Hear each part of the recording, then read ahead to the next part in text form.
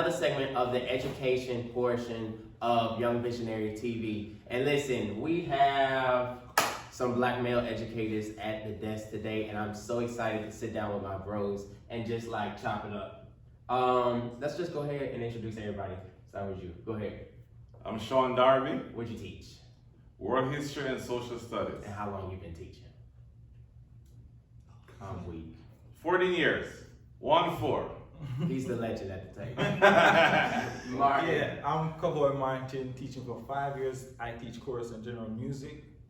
Mainly more teaching, second year teaching CTE. And Rodney Johnson, this is my 4th year teaching CTE, a business teacher. All right, so y'all, I just wanted to give them the experience. This is an experience. Yep. And a lot of people don't know that because black men are 2% of the educators in the United States. And for us to be making an impact the way that we are is a huge blessing.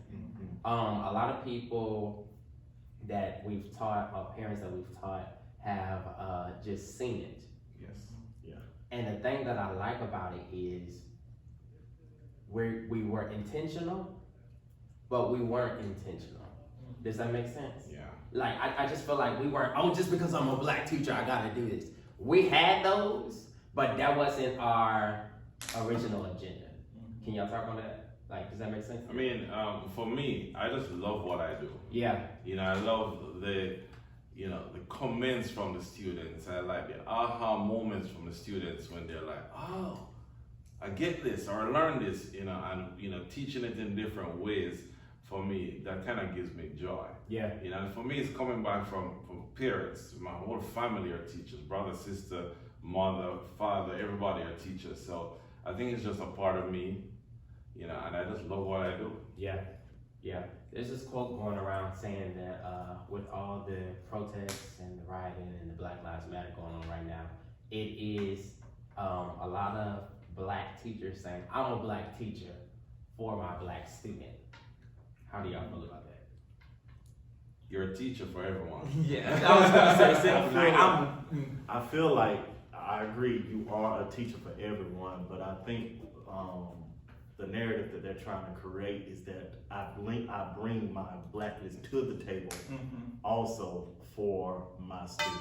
Yeah. It's not like I get dressed in the morning, leave my blackness in the closet, and come to work. You know what I mean? It's like I am black for my black students because many of them, for us, it was probably their first time ever having a black teacher. And a male teacher. A black That male part, teacher. that part, and yeah. who, no offense, doesn't teach PE. Yeah. That's a true concept. We have ISS teachers. Exactly. We have a Teacher social aides. studies course. Yeah. Exactly. You know what I mean? So, but yeah. That was one of my first questions when I started teaching. I was in the barber shop, and the barber was like, I was 21, almost about to turn 22. He was like, you teach? I was like, yeah. Like, have your own classroom. Yeah, like, you're not a TA, that's what you do? Or you support, or like, you work? No, I have my own classroom, own content. But why do y'all think that's just so, why is that the narrative? Why is that? Because he probably didn't have one growing up, possibly. Did y'all have black? I mean, and that's the thing, because we're both from Jamaica, like, it's natural for us to have black teachers, especially black male teachers in our classroom. Not a lot of male teachers, but we have women mostly. Yeah. So it's like coming here is an eye opener for me. That it's really a culture shock basically for me. It's just to see what's actually going on and embrace it. And as Mr. Darby has said, I'm a teacher for everyone. You can call me Sean. I'm a teacher for everyone, and I see where, at the same time, I can see some difference in the students and how they actually operate in terms of a black or white kid and how we actually go about his classroom or his way of life every day. And you can see there's a difference. And so for that teacher that would say, he's a teacher for a black kid, I can understand it because he's thinking about how he was treated growing up and probably his parents is doing this, treating the same treatment. I think we bring a different perspective to things. We bring a different authority to things, and it impacts in a different way. Yeah. I remember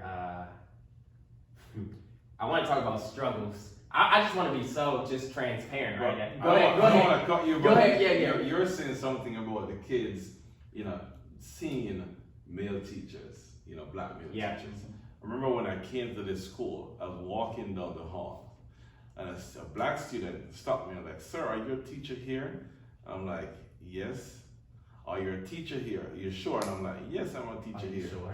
And when I walked away, when I turned around, that little kid was running in the hall and he jumped and put his hand in the air like, "Yes!" Wow. It means something. And I was like, wow, this kid, was excited that there was a male teacher on that hall, and it made me feel good to know that I am here, and they're feeling happy and that joy that somebody that looks like them, is actually a professional. They see it. Because a lot of times they only see the drug dealer or the people who are sitting on the corners trying to, sell stuff or whatever. They don't really see, black men in suit or tie or dressed professionally, coming to work. So that reminds me of my first year where a student got in trouble, and I was the only black teacher in the classroom,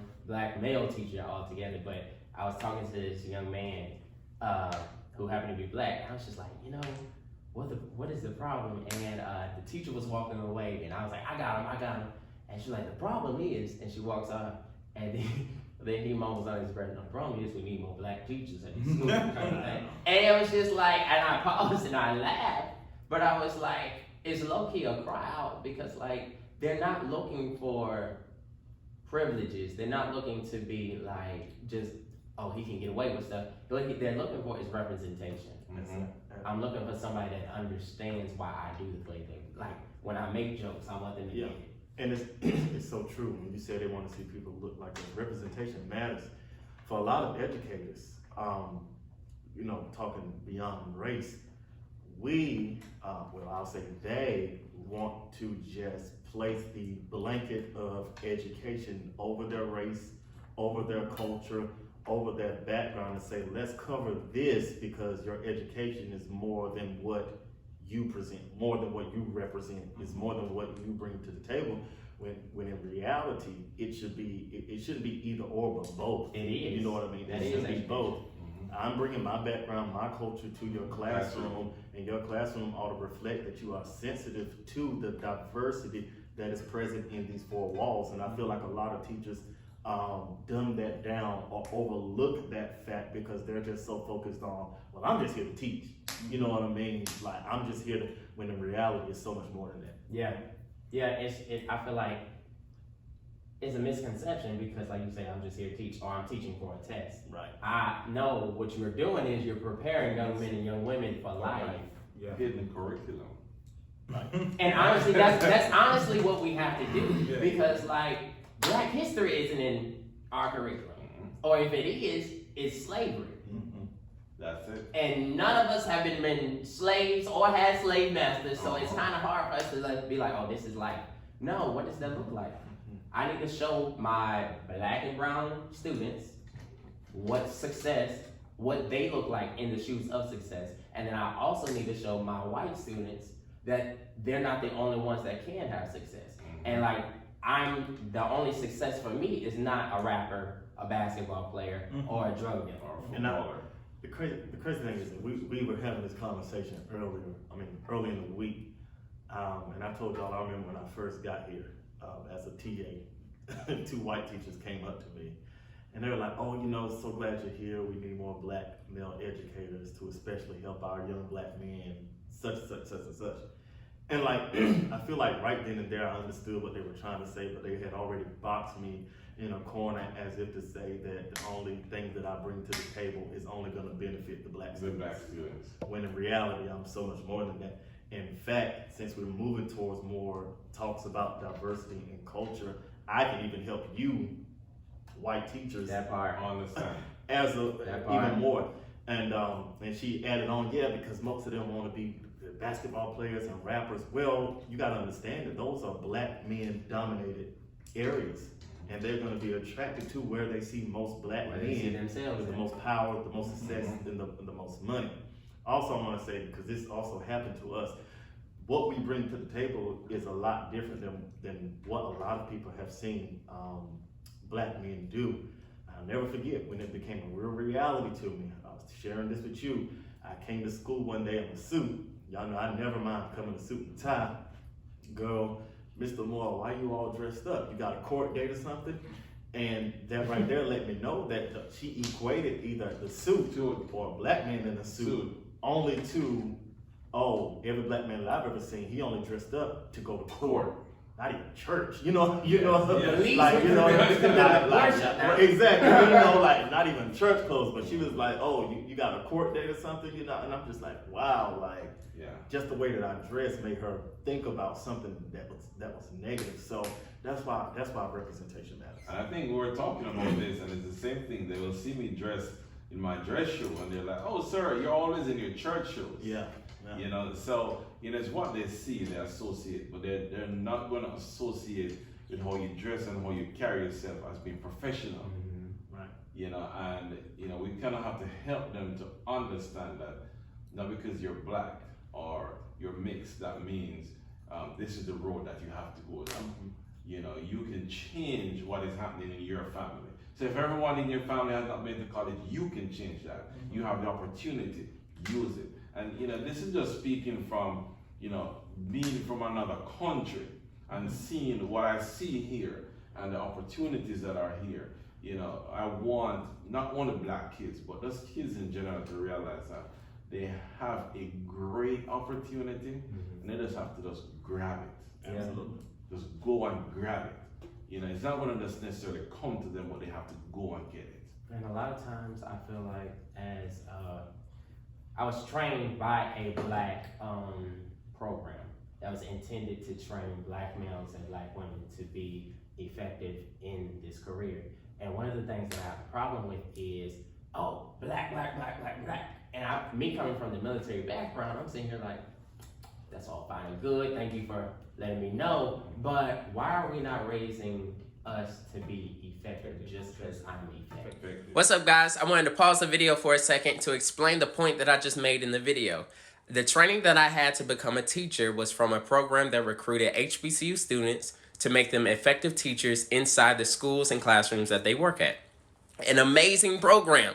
I loved it, and I would not be the teacher today if it had not been for that program. Now, the comment that I just made was in reference to some of the attendees that went. Some of their perspectives was saying that just because I am a black teacher, my focus should only be on the black students. I don't agree with that. That's what I was saying in this video. My focus as a teacher is on the success of all students inside the school, regardless of race. So, I just wanted to clarify that for a second, all right? But before we get back to the video, make sure you like, share, comment, and subscribe to the channel, all right?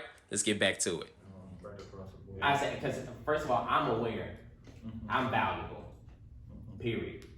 But as a black male, I'm also valuable. There's a richness I bring to it. There's some things that I can do that others can't. There's a culture that lives inside of us that needs to get out, whether it be music, whether it be in business, whether it be in social studies, math, or ELA, that I bring that other teachers cannot bring, and vice versa. So like, I really think that like the conversation is, what does culture look like inside the classroom other than just us saying it in the PD session? Because I feel like people think that only culture can come from is just the black teachers. Right. But the thing I was thinking about yesterday was, we're going through these riots and these protests and all this stuff. I hope people understand that this is a time for us to sit back and reflect, like, what does Black history look like on a Tuesday in spring? What does Black history look like on a Wednesday in November? Or what does Asian history look like in September on a Friday? Or Mexican history, or a Hispanic, all just this. What does it look like on the regular days basis without it having to be a special event or a month? And it's just, I was reflecting this morning, and I was thinking about everything that was happening. And I think I said it to Mr. Sean. I said it to Sean, like, the thing is, us teachers, especially in middle school, we have a job on our hand, and it's we should actually take pride in it, because not only because we're a black teacher or even white teacher, even a Hispanic teacher, we are in that position right now to let these kids know that whatever is going on is not right. We can change the mind of those kids. Once they get to a certain age, they have a perceive, this is my belief still, they have a thing in their head like, this is how I think it is. If Hispanic is bad, if white is bad, if black is bad, then I'm gonna have that and I'm gonna live by this. You cannot change their mind so easily, right? But we're in this moment right now where they can learn certain things and learn certain habits and learn certain things about their culture and embrace these things and know that they can appreciate whatever comes to them. Appreciate meaning that we can embrace it and say like, Mr. Johnson is this way, I love him this way still, right? Mr. Darby is this way, I love him this way. And despite who you are, we can appreciate it, and that's our job right now. We should appreciate that right there. What do you think is the, and I hope this doesn't sound like I'm negating everything that we just said, because we have a responsibility, period, as teachers, to bring culture in the classroom. But do you think that we have a different responsibility as black male educators? Yeah. What is it? If there was a new black male teacher that came on your campus and he wasn't making the impact that you're making, because we just made an impact in 2 years. What would you go tell? Let's go have a little conversation. Let me just state from my point of view, like I know the struggles that I have before being a teacher. It's a hard struggle, and many of these kids are facing the same struggle.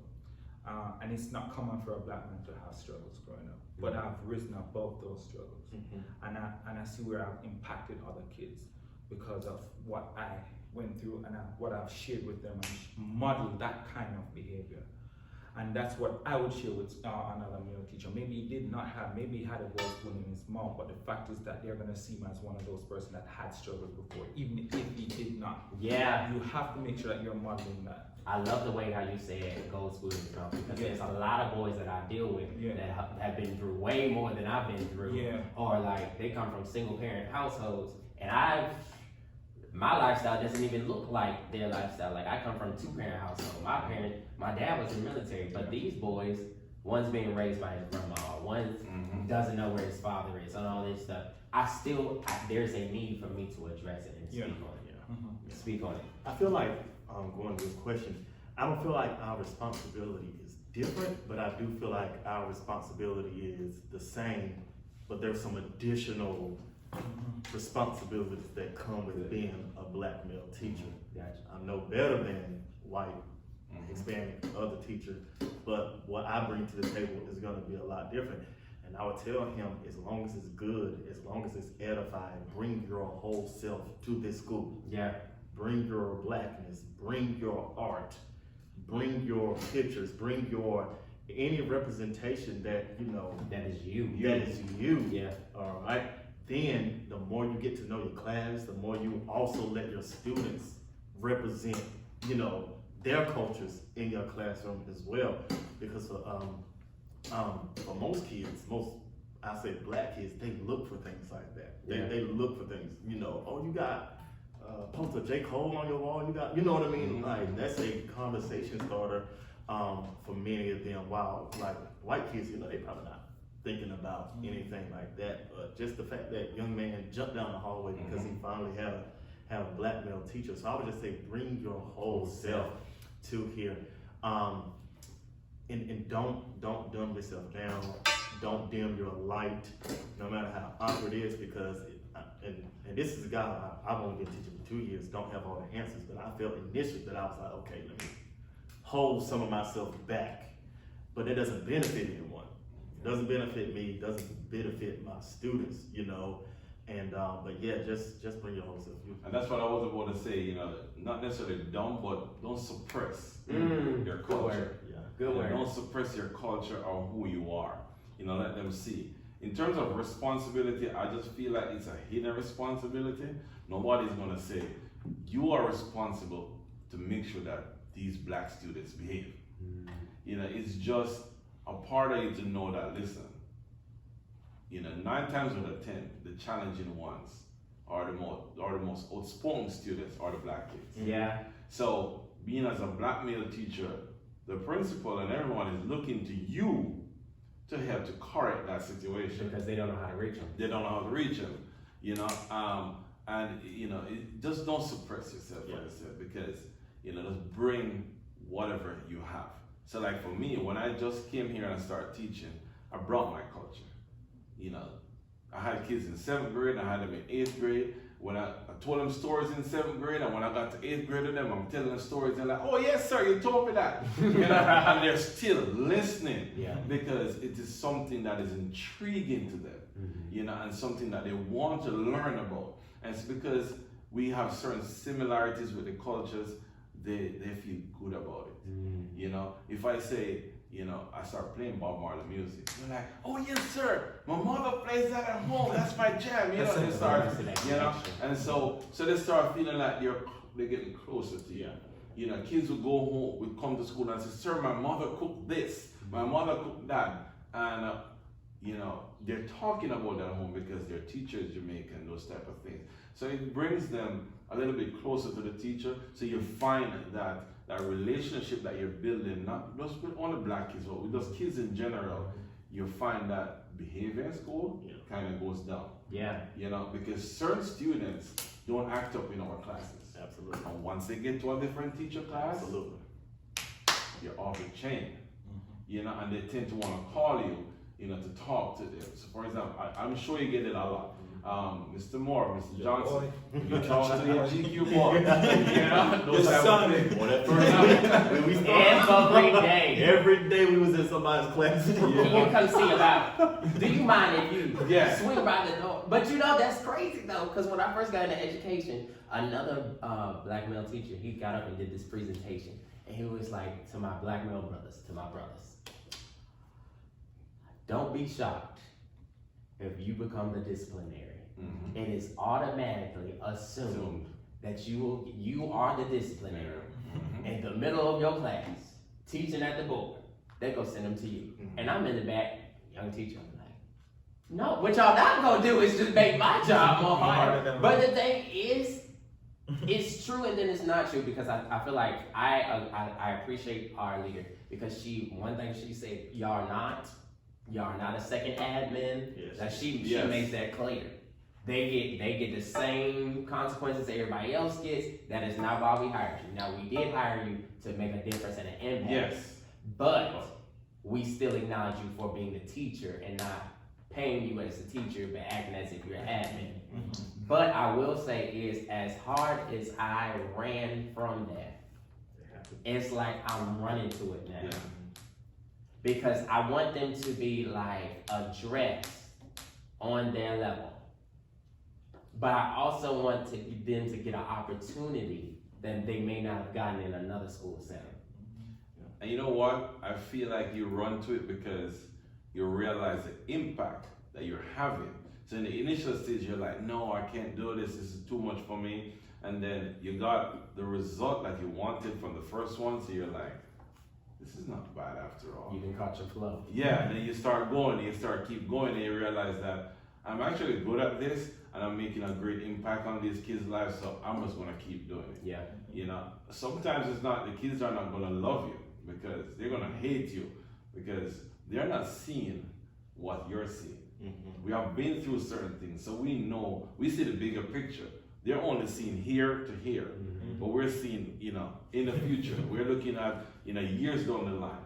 So we're seeing the bigger picture. So a lot of kids, after years, they'll come back to you and like, I appreciate what you said. I appreciate what you did. No, I understand why you did what you did, you know. What's up, guys? Listen, thank you so much for checking out our video, hearing our perspective on education through the eyes of black male educators. I'm so excited, but listen, the conversation is not over. Part 2 is going to be dropping some fire, and I do not want you to miss out on it. Please be on the lookout for it, and then also make sure you like, share, comment, and subscribe, all right? Everything changes.